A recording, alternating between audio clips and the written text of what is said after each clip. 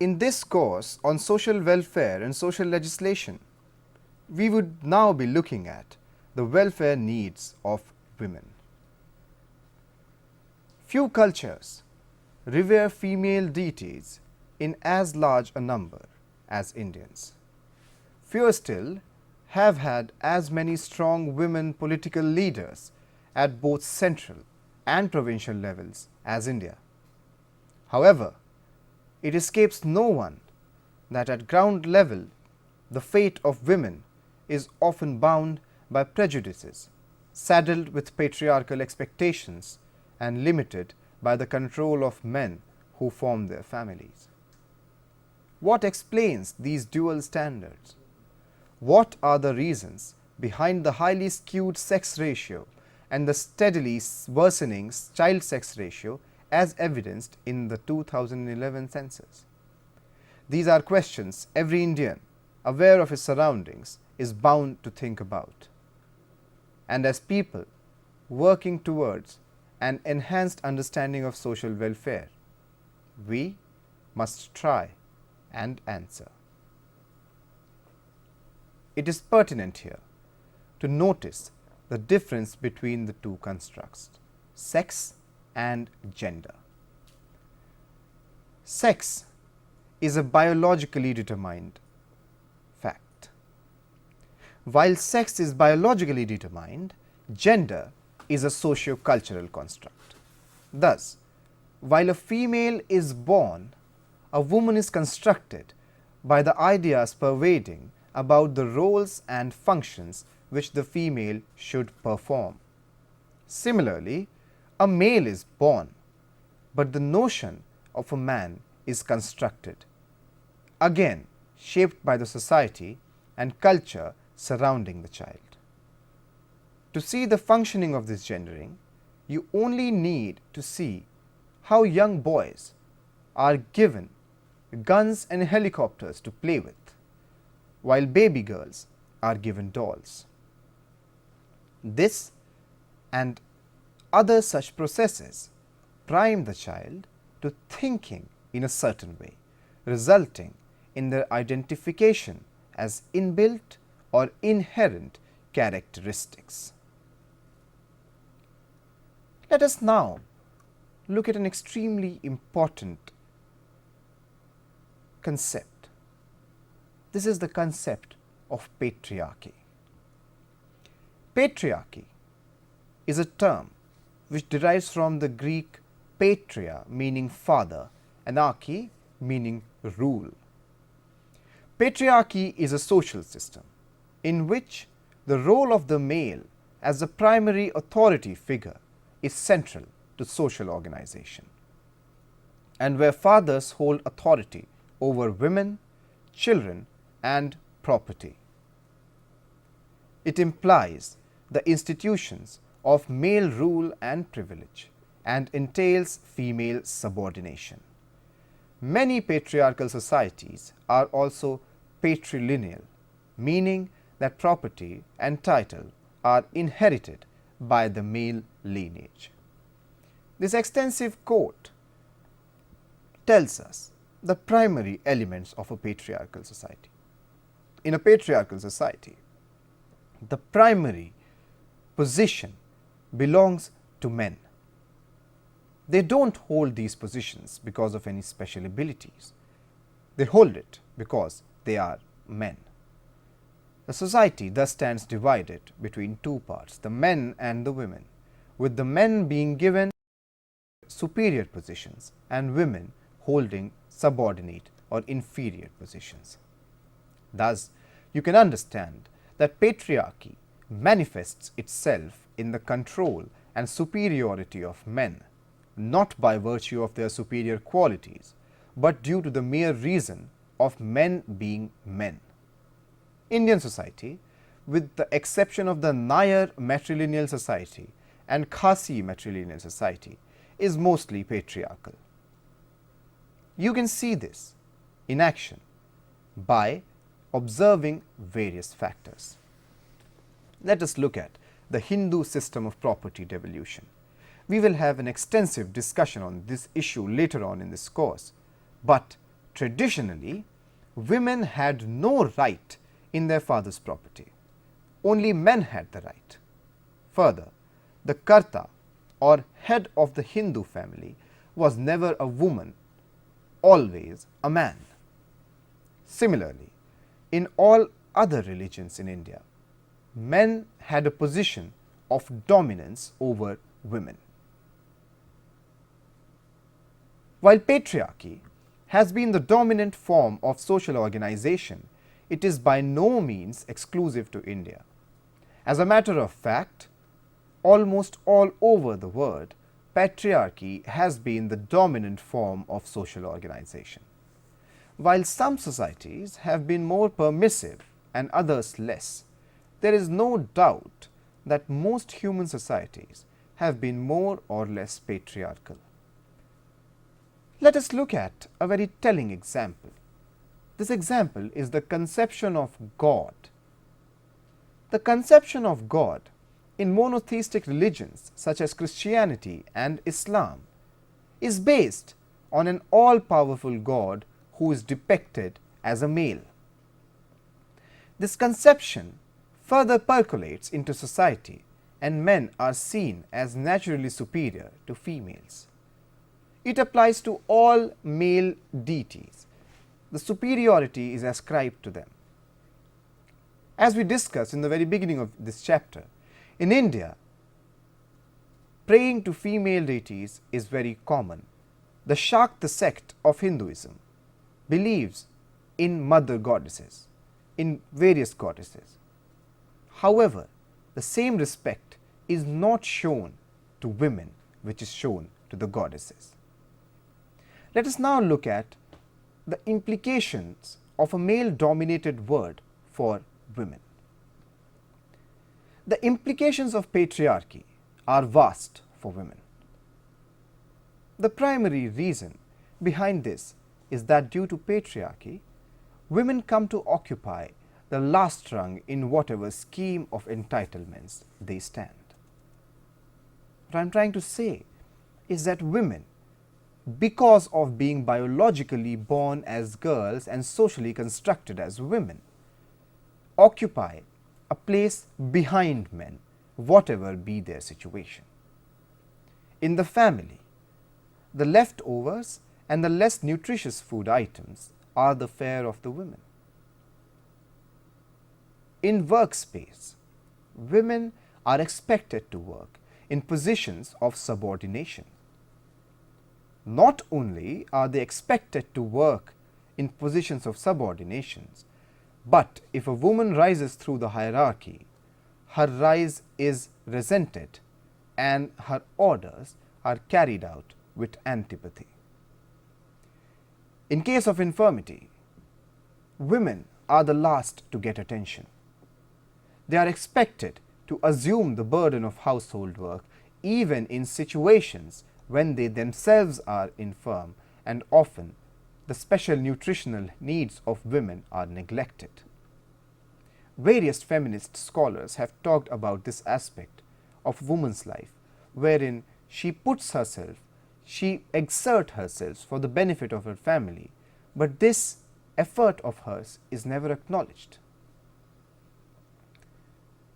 This neglect of the women's health affects not only the woman in question, but the overall health of the family, as only a healthy mother can give birth to a healthy child. There is a close correlation between the health of women and the general health levels of the population. Every woman has the right to safe motherhood and reproductive care. However, still a very large number of births take place unassisted and without proper medical assistance. The result is an unacceptably high infant mortality and maternal mortality rate. women also need to be protected against endemic, infectious and communicable diseases such as TB, malaria and waterborne diseases. Other than the issues stated above, there is also a critical need to provide and raise awareness about family planning techniques. In the planning of women's health programs, the traditional knowledge and know-how has been largely neglected, and the same requires a special place in the approach towards improvement of women's health. The first step towards the same would be the documentation and validation through scientific means of this traditional know-how. Maternal and child mortality in India. The Family Welfare Program of the Government of India has focused on reduction of maternal and infant mortality. Maternal and child health have been the focus of these programs from the very beginning. To achieve this objective, the Reproductive Health Program was launched in 1997. This program brings together the components under the Child Survival and Safe Motherhood Program. It further includes an additional component relating to reproductive tract infection and sexually transmitted diseases. The approach to achieve the stated objectives of this policy is through a strategy bringing together all stakeholders, including the government, civil society, local government institutions, and women's self-help groups. The targets to be achieved for these programs have been set by the National Population Policy 2000 and National Health Policy 2002 respectively. The desired maternal mortality rate has been placed at 100 per 100,000 live births by 2010. At this juncture, it needs to be stated that the number of women dying of pregnancy-related causes borders on around 80,000 per annum. Obviously, as can be seen by the current statistics, the desired maternal mortality rate has not been actually achieved. Let's look more closely at maternal mortality rate. Maternal mortality rate can be defined as the number of maternal deaths per 100,000 live births. The deaths so occurring should either occur due to a pregnancy-related infirmity or within 42 days of termination of pregnancy. India has the highest number of women dying due to pregnancy-related causes more than anywhere else in the world. This should alert to the urgency with which this area must be dealt with. The worst performing states on the front of maternal mortality are the states of Uttar Pradesh, Rajasthan, Madhya Pradesh, Bihar and Orissa. The causes behind these deaths are an ill-performing or virtually non-existent healthcare system and lack of awareness regarding women's health and deep pervading patriarchal mindset. The causes of maternal mortality include hemorrhage, abortion, obstructed sepsis, labor and hypertensive disorders. As anyone with basic understanding of healthcare would know, these conditions are easily preventable by basic medical facilities. The human causes behind these can be enumerated thusly. The first is a lack of healthcare delivery system. It is widely known that India's healthcare delivery system is severely underperforming, and it also does not have sufficient infrastructural resources to deal with the teeming population of India. We also need a better system of delivery of healthcare to the remote and rural areas. The second problem is the lack of antenatal care. This lack of antenatal care is due to, first of all, lack of knowledge about the requirements of a mother about to give birth to a child, and also because of persisting attitudes towards childbirth. Further on, the costs involved in seeking such care make it impossible for certain women and certain families belonging to the backward sections of the society to actually utilize these services. Further, there is the issue of lack of family planning. Family planning relates to having a long-term perspective about the number of children to be had and the separation between them, as well as planning about their proper upbringing. This lack of family planning results in pregnancies which are not thought about and therefore are not cared for as much as they should be. Further, unsafe abortions are a major cause of increased maternal mortality rates. Furthermore, at primary health care centers in India, the health services provided are not of the best quality. The result is unwanted problems and complications occurring, and the final result is obviously an increased maternal mortality rate. Further, there are socio-economic factors such as poverty, malnutrition, lack of education to young girls on health and sex, which contribute to the problem of increased maternal mortality rate. Further on, there is a lack of availability of education on sexual matters. In India, the availability of sexual education is very, very low. This is also affected by the prevailing attitudes regarding discussions on sex and talking about it, which do not let children and youngsters attain a sufficient and mature understanding of issues relating to sexual behavior. Let us now look at the policy targets for maternal mortality rates. The National Rural Health Mission has set up a target of a maternal mortality ratio of 100 per 100,000 live births by 2012. Further, the Millennium Development Goals target has been set up at 109 maternal deaths per 100,000 live births by 2015. So far, the decline in maternal mortality ratio has not been able to keep pace with the Millennium Development Goals. Let us now look at the institutional support available for the carrying out of reduction of maternal mortality rate. The Union Health and Family Welfare Ministry provides several incentives to encourage pregnant women to get themselves admitted to various healthcare providing institutions.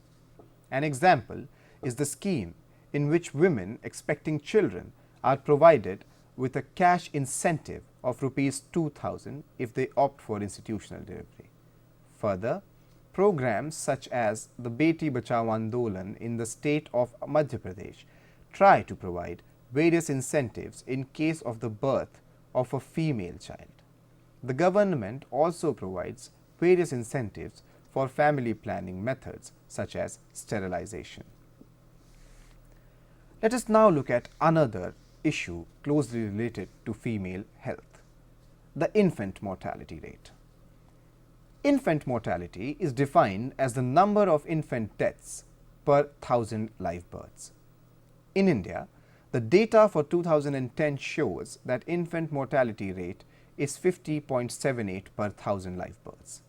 India has a very poor record in this area, even when compared to countries of the third world such as Bangladesh, which have substantially lower GDP than India.